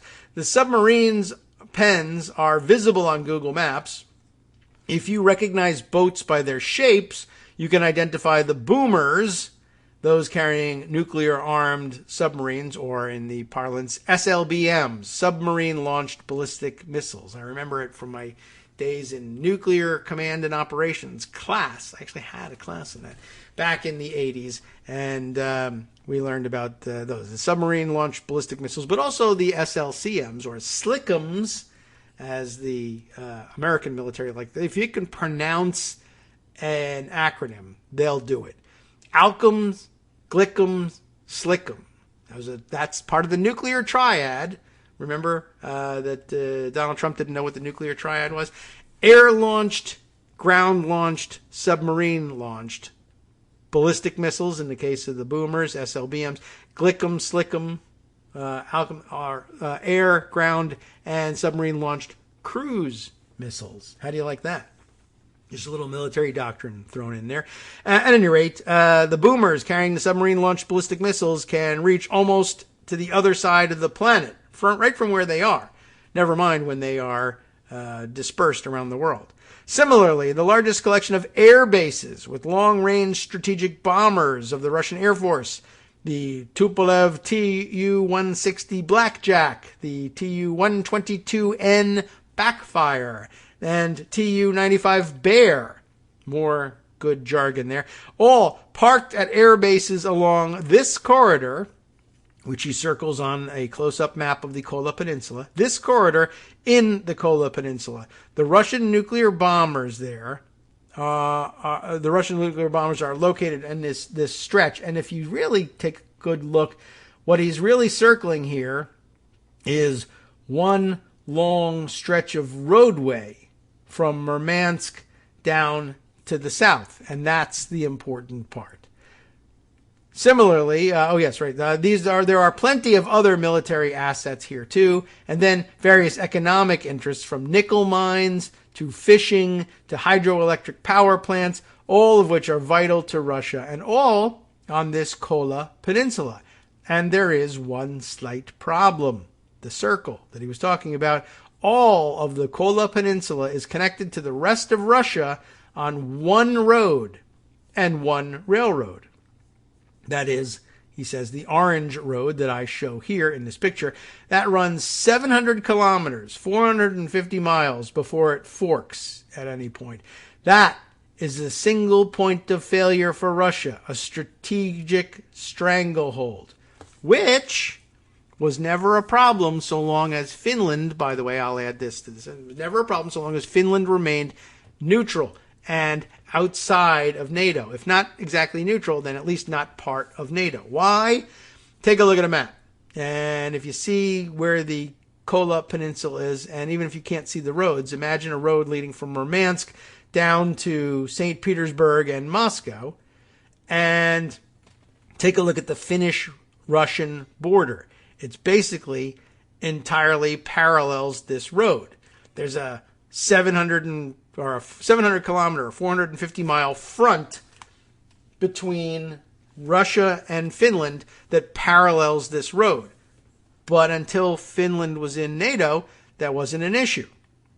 Currently, he continues, if Russia were to have a war with NATO, this road is relatively safe because the only way NATO could get to it is from Norway. If you look way up at the top of the Scandinavian peninsula, you'll see that Norway has territory bordering the Northern Sea here. It wraps around the top of Sweden and cuts off Sweden from Northern Sea access. And Norway even wraps around the top of Finland. And Finland doesn't have anything? Maybe not. It might have no access to the Arctic Ocean as well.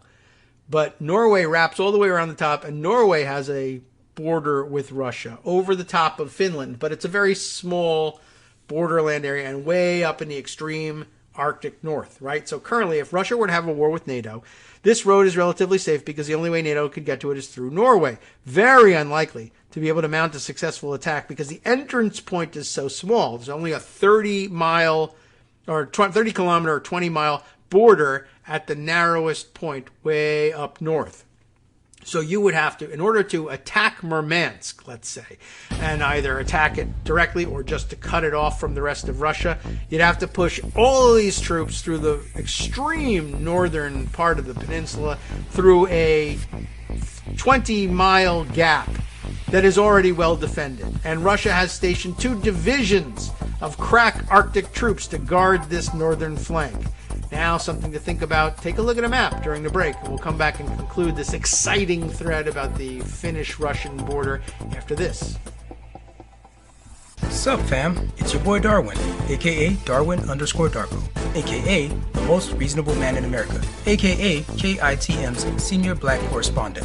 You might remember me from such recordings as Spacemen vs. Space Cadets and We Need to Talk About Joe Biden. Today, I want to bring you good news about that thing you've been struggling with. Do you suffer from giving too much of a damn? Do you turn on the series of tubes and find yourself outraged at the particular way some news organization strung some sentences together only to realize, nope, this is not some fictional hellscape? Well, guess what? You no longer have to accept the life of giving too much of a damn. You can do something about it, because even you, yes you, can be a show contributor. Now I know what you're thinking. Hey, Mr. Most Reasonable Man in America, I'm not some professional podcast talking guy. Don't worry about it. Do you have a smartphone or some other electronic recording device? Well, that's all you need. You too can have a segment where you can read us an important article and give us your take. Read one of your own original essays, or even just give us your commentary on something you'd like to share that's important to you. Fair warning though, side effects may include general punditry, having opinions and hot takes, getting stuff off your chest, and hearing your own voice. If your recording lasts longer than 5 to 7 minutes, please consult kagrox@gmail.com. That's KAGROX@gmail.com.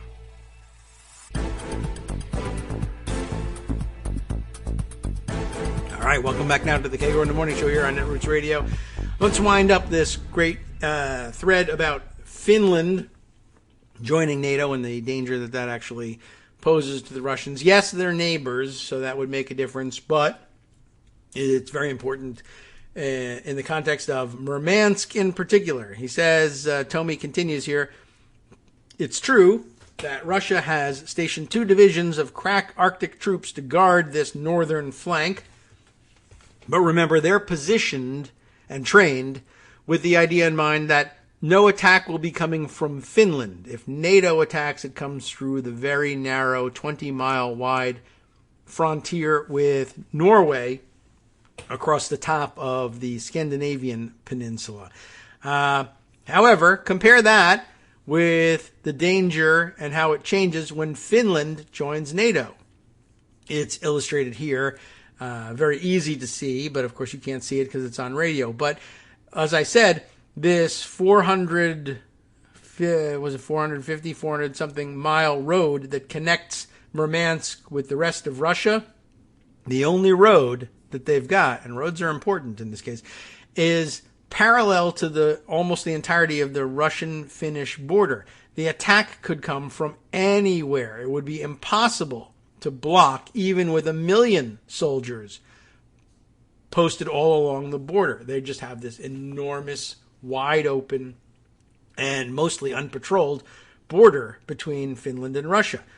Remember the 40-mile convoy we recently saw in Ukraine? Finland would not need to occupy this territory. A single company of specialists could destroy the road, the railroad, and the electric line connecting Murmansk to Russia.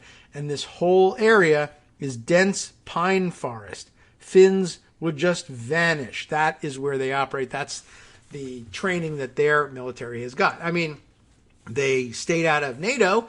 They have high hopes of staying out of conflict with Russians, but they've been training the whole time as though they were vulnerable to attack by Russians. And their whole defense, they know they can't outmatch the Russians in terms of the number of personnel that they could throw into combat. The whole thing has been about using the forest terrain to their advantage. So, when Finland was neutral, if Putin were to have a war with NATO, Russia did not have to fear that Finns would come and cut the road to Murmansk. stopping the Northern Passage with 50,000 troops would be enough. Now, 1 million soldiers could not stop the Finns. And that's really the basics of it. And he concludes by saying, thank you for playing along with our mappy things today. If you want to get back to the first 3 threads, he advertises here, relating to Finland joining NATO, that is here, along with a link to thread number 2. And you can take a look at this, a flavor for what he was talking about back in May. He writes, mappy thread about NATO. Today, the Finnish government announced its intention to apply to NATO, and Sweden would also apply. Both would be welcomed with open arms. There's talk of NATO-Russian border doubling. Well, he launches into a thread there. So anyway, I'll give you a connection, a link to today's thread about it. You can take a look at the other thoughts that he's given via the internets to let you know about what his thoughts are on the entry of Finland into NATO.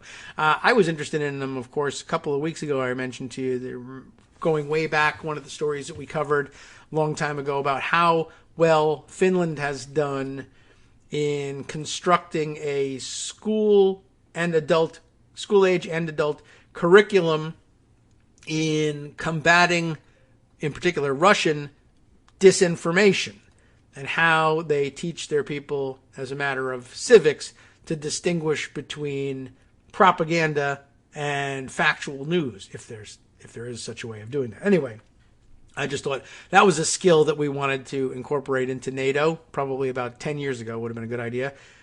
So I welcome them just for that, but for the fact that they can actually cut off this incredibly important military asset for the Russians, well, that's helpful too. All right, let's see. Other things I wanted to share with you. That here's something that's completely, off the map for us too. And then I have a follow-up story. We'll do the follow-up story first, and then I'll jump to the other thing. I just mentioned the other day when I was pondering the possibility, and I guess I want to bring this up again, back to Trump, the former guy, as we like to call him, and his plans for January 6th. We've been speculating, and I saw some other good comments on this speculation, but wondering what might have gone differently if Trump had been able to get the Secret Service guys to bring him to the Capitol after the rally. Although I am partly amazed. I know that the Secret Service guys, we probably should have guessed that they would refuse to take him, because they take the mission of protecting them bodily fairly seriously. And, in thinking about it, as much as those 2 particular agents that were with him were loyal to him personally and might do dumb things that even risk the, according to normal protocols would be considered an enormous risk for the president, they might have been willing to take him there on Trump's insistence, for one thing, but also his insistence that the mob won't hurt me. They're here to hurt someone else, obviously. I called them here. I know. That's why I'm not taking any additional security precautions here at the White House, which is something I harped on for a long time, noting that even the White House pool reporter that day reported things were, energetic but generally calm at the White House. No extraordinary measures were being taken for the president's safety, even though there was an insurrection going on 1.5 miles down the road. Anyway, I was a little bit surprised that Trump wasn't able to convince them to take him there, although to the extent that the Secret Service takes their mission seriously, they weren't going to bring the president there. Anything could happen there. Anything.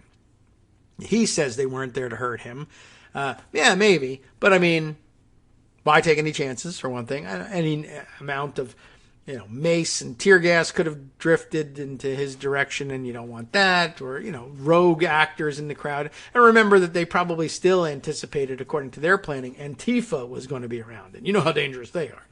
Anyway, so they didn't bring him there, but I was wondering, suppose he had been able to make his way there. And I mean, that's another thing. A normal human being wouldn't have started this insurrection, but I was just thinking, if you had these plans, these designs in mind, that this was going to land you back in the presidency and maybe make you president for life, dictator, going to take over the United States of America. The fact that that prize for you is so tantalizingly close, a mile and a half away, but the Secret Service won't drive you there. Okay, I understand why they won't do that. But you're still a human being. Like, you could insist, and maybe you would insist strongly enough that they actually change their mind and drive you there. But if they didn't, like a mile and a half away, there's a mile and a half of paved road, on which you think you're safe because there's people in support of you out there armed. But you can't go there because it's very, very far away. And there's no snacks along the way. He traded an afternoon of watching TV and eating snacks for the ability to, walk a mile and a half. A normal person can do this, if at the other end there's a sufficient prize, right? Dictator for life of the United States of America. Sure. Like, okay, I'm thinking I'd do it. I mean, I wouldn't want to set up that whole situation, but okay. Let's say the ball's already rolling. An insurrection is underway. They're going to support me. They'll make me dictator for life if I just get myself there. It's too far. I'm very tired. My feet hurt. I have bone spurs, as you know. I won't even walk to the green when I'm playing golf. I drive my cart straight up onto the green. Why am I going to do this? You have a limited amount of energy in your battery. You can't do exercise. It's going to wear you out and it's going to kill you. You remember that he would say that. I don't do exercise because I think I never heard him say it, but that he thought, his theory was that the human battery has a certain amount of energy in it. And if you use it up on exercise, you're just going to die earlier. So don't do it. But he would rather sit around and have Cheetos. Eventually, the mob will give control of the United States government to me. They'll take care of it. Have my people take care of it. I'll watch it on TV. Very lazy. But I guess I'm very thankful for that. I have mixed feelings about this. On the one hand, how dare you? I mean, this is to take over. I mean, I don't want anybody to take over this country, but it's a great country and it's the greatest in the world. And how could you trade the greatest nation on earth, to be a patriot about it, for more Cheetos? I just can't understand that. But I guess thank God he did. Anyway, so he didn't show up, but I was pondering, what would happen if the president of the United States, he is honestly at that point considered widely to be the president of the United States, and he shows up and the mob is fighting the cops. The mission of the cops, by the way, changes instantly, I assume, the minute the president of the United States, however stupid and orange face painted he is, shows up at the Capitol grounds. Does a loyal, just trying to do my job, Capitol police officer, Metropolitan police officer from D.C., whatever, National Guardsmen, if they were there, which they weren't. They were hanging out with the Uvalde cops. The president arrives on the Capitol grounds. As much as you're fighting to keep crazy people from storming the Capitol, one of two things happens, and I don't know which direction this breaks in, but at some point, I imagine at the point that he arrives there, the loyal Capitol police officer who's just trying to do his job probably still needs to fight the mob, but now he's not fighting the mob because, hey, mobs aren't allowed in the Capitol. We don't allow this. He's now fighting the mob because the president of the United States is on the grounds and I can't have this mob anywhere near him. So they're now actually fighting to keep the mob away and to clear a path for Donald Trump to do whatever the hell it is he's going to do. Now, what's he going to do?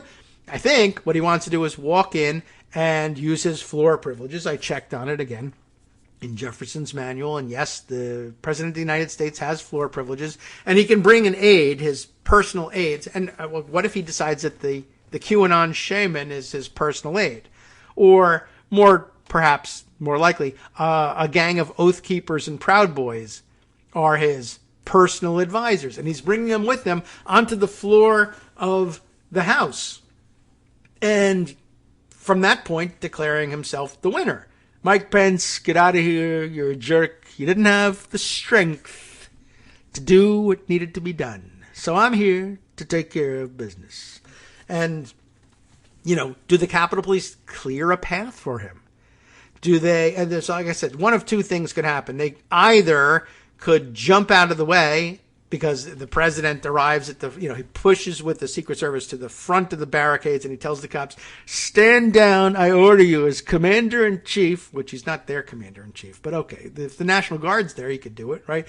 Stand down, make way, my friends and I are going to the House floor. And by that I mean everybody here. Everybody here is a friend of mine today. Come with me. No more cracking him over the head or spraying him with mace. Get out of the way. Well, they might do that. They might take that order. On the other hand, probably where Trump isn't. Like if he comes in at the East Front, the people on the West Front, they don't see the president there. But if it comes over the radio that the president is there, I would imagine the cops on the West Front, at that point, would be interesting. They might, at that point, really start to panic and start to do the things that I always thought that Capitol Police would do if somebody was really trying to storm the Capitol. By that, I mean really seriously bashing people over the head and shooting them. Live ammunition, shooting them down, because now it's not just defense of the Capitol, which I still thought that they would shoot you over. But now it's the president is on the grounds. We absolutely cannot allow mobs of people, mobs of crazed, violent people to bash their way into the Capitol when the president is in the building. That's definitely a no-no. Like for State of the Union, could you just bash your way into the Capitol? I imagine they would shoot you for that. But I don't know. They didn't shoot them for this very important thing that was going on. The president wasn't there, but the vice president was there. The Speaker of the House was there. The president pro tem of the Senate was there. The next three people in line to the presidency. They all have their own Secret Service details. One person they shoot, Ashley Babbitt. That's it. Honestly, they should have shot dozens, hundreds, but they chose not to. So I was just sort of wondering about that. And I was wondering about, the other day I was talking about, well, isn't that the case? Wouldn't he have an argument getting there saying, I want to go in and I want to go onto the House floor? Does he have floor privileges? And I mentioned that there was a difference between the way we view this in the United States and the way the English view it, with their much longer history. Interestingly, the Brits have a different and somewhat stronger idea of separation of powers, even though separation of powers isn't actually part of their constitution. The Parliament sits technically, I guess, by the grace of the reigning monarch, and the monarch does, on occasion, annually, I think, address the Parliament. And when that happens, here's the interesting thing that was shared with me, the follow-up part to all of this. A Twitter follower, Verity Lockjaw, how do you like that? Who tweets by the opposite name, Lockjaw Verity, interestingly enough, has this to say regarding that difference.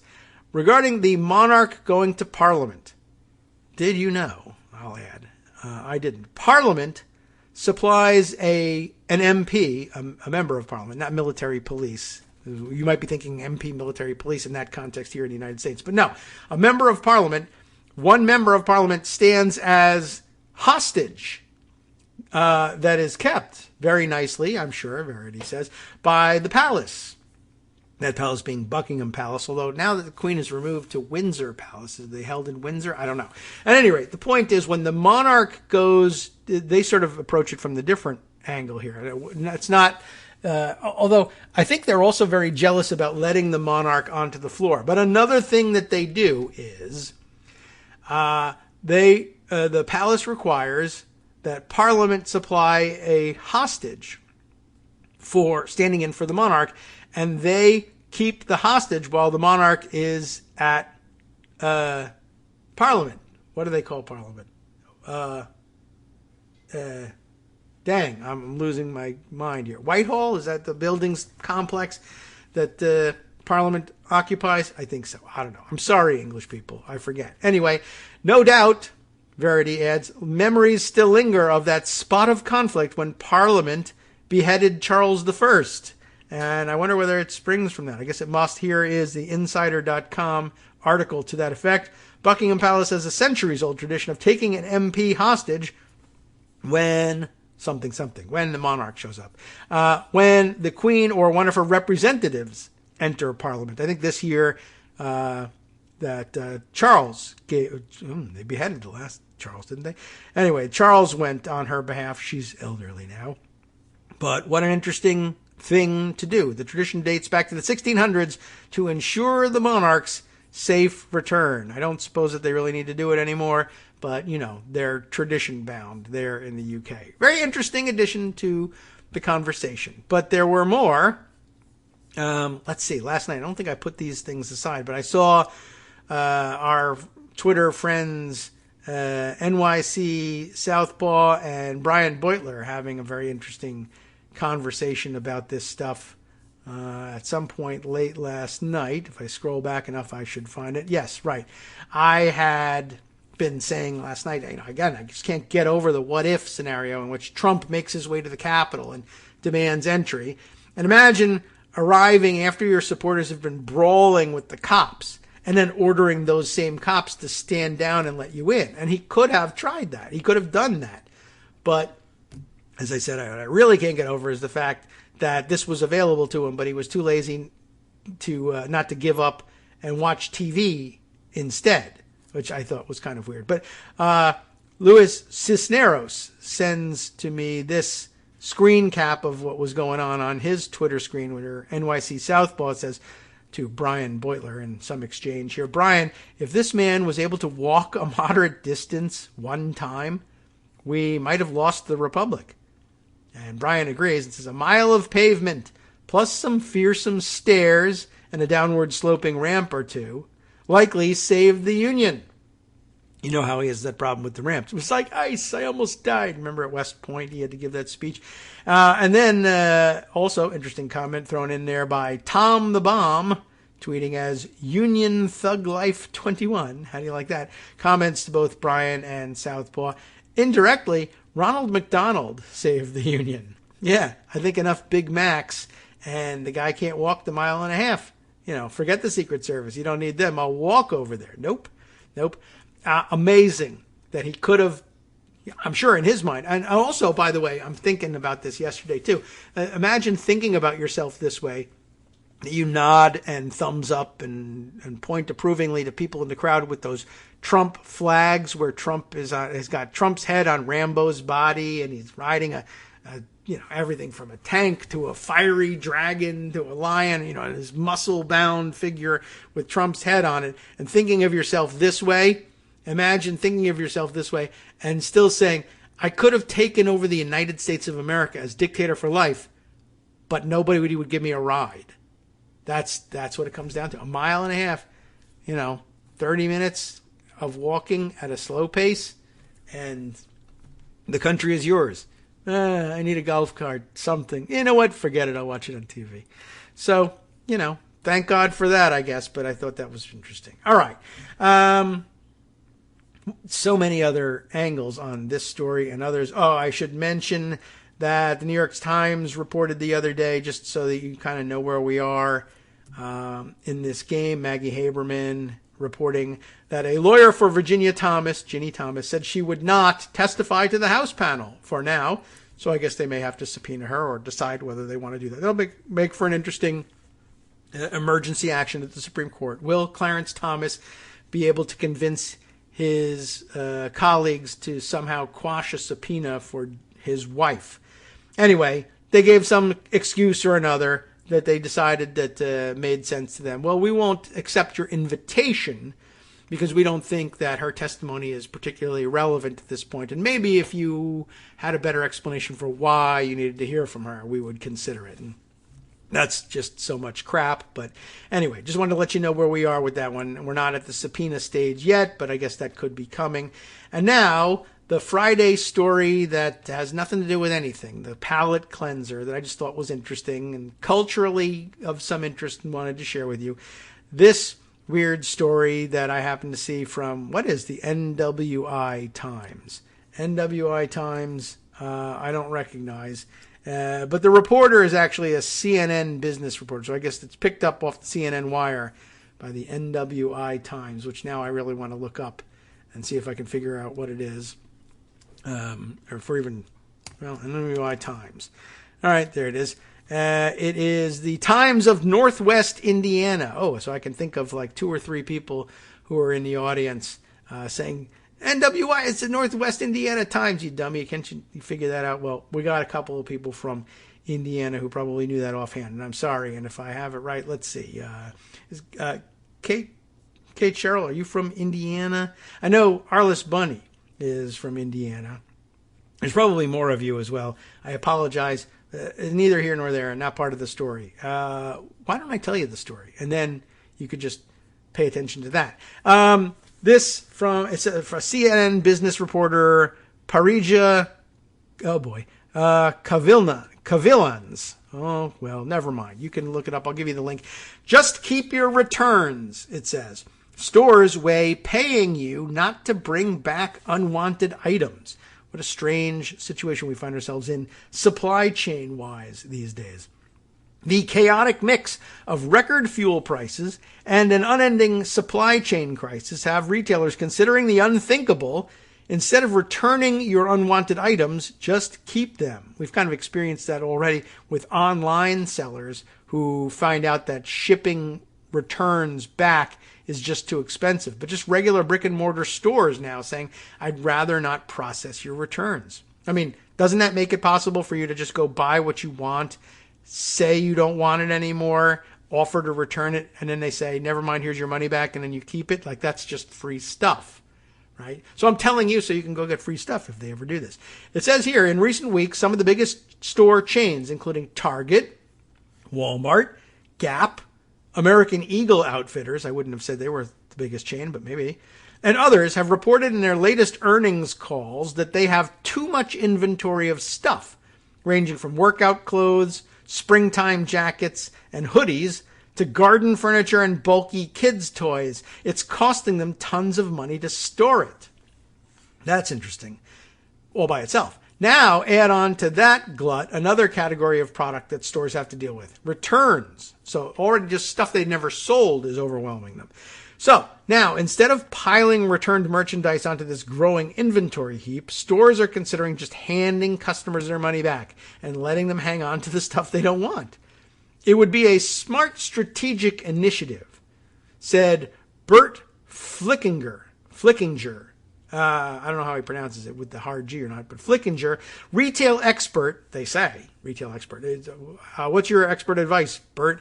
Give away merchandise for free. I don't know if you're really a retail expert or not. But okay, well, he is that, and a managing director of retail consultancy Strategic Resource Group. This is not a great ad for them. Retailers are stuck with excess inventory in unprecedented levels. They can't afford to take back even more of it. Returned products are handled in a number of different ways, he said. Retailers take back merchandise from the customer, evaluate it, and if it's in good condition, put it back on the shelf at the same or lesser price. They can refurbish damaged returns and sell them for less, or offload them to liquidators to resell. They can also sell returned products to foreign liquidators for sale in Europe, Canada, or Mexico. Given the situation at the ports and the container shortages, sending product overseas isn't really an option, said Flickinger. Lastly, retailers can hire, skipping around here with pop-up ads, can hire third-party firms to handle all aspects of merchandise returns for them. Each of these options, however, tack on additional costs for retailers, he said.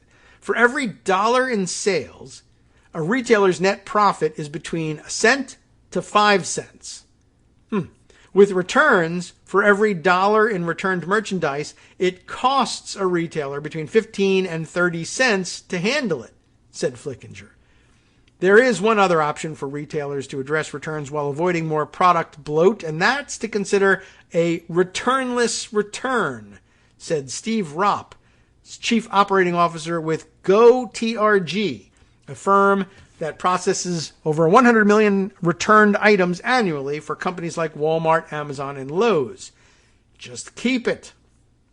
Ropp said his company's clients are 100% considering offering the keep it option for returns this year, although he wouldn't disclose if any of his customers have implemented the keep it returns policy yet, because then you just go rob that store, basically. In some instances, when they determine it would be easier, some retailers advise customers to just keep or donate their return after issuing a refund. Walmart said it had nothing to share at this time. Lowe's didn't provide a comment for the story. I just bought a bunch of stuff from Lowe's. I should go return it. They're already discounting in stores to clear out products, but when there's heavy discounting, buyer's remorse goes up. People are tempted to buy a lot only to return it later. I'm tempted right now. as a matter of fact. Refunding customers while simultaneously letting them keep their returns isn't a new practice, said Ropp. It started with Amazon several years ago. The offer makes sense for some types of products. Lower price tier, bulky items like furniture, kitchen appliances, home decor, baby chairs, walkers, strollers, where it's costly for the retailer to cover the shipping cost for the return. Other products like kids' toys, footwear, towels, and bedding raise sanitary concerns when it comes to returns. It could also apply to those categories. Another concern with cheaper items, stores typically discount returned products, so the amount of money they can make on an inexpensive return is minuscule and may not be worth the trade-off, said Keith Daniels, partner with Karl Marx Advisors. That's hilarious because it's C-A-R-L, Karl, M-A-R-K-S Advisors. And I don't know whether there's a real Karl Marx person, but if not, that would be a fantastic joke. The funniest thing in capitalism today. Anyway, still, a keep it policy has its own disadvantages, namely companies will need to ensure that they don't become victims of fraud. Yes, I was wondering about that. One thing retailers need to track and ensure is that customers that become aware of the keep it policy do not begin to abuse it by seeking free merchandise over a series of orders by getting a refund but keeping the merchandise, said Daniels. Well, I'll have to think about that. I need a new TV. I don't know. I don't, but if I could get one this way, I would do it. I imagine that would be not on the low price list, and they probably would take that return. Anyway, time for us to hand things over to Justice Putnam for today's West Coast Cookbook and Speakeasy, bringing you his own collection of stories, or maybe the same collection. I don't know if it could be exactly the same collection, with his own take on it. And let me see if I can tease you with a couple items. From networksradio.com. You have been listening to Kagro in the Morning with David Waldman. Here's an expected item. Trump apparently attacked Cassidy Hutchinson on Newsmax over her testimony before the January 6th committee. Elsewhere, ransomware attacks are increasing in Oregon, and the Department of Transportation announced funding of a program to aid communities harmed by racist urban planning.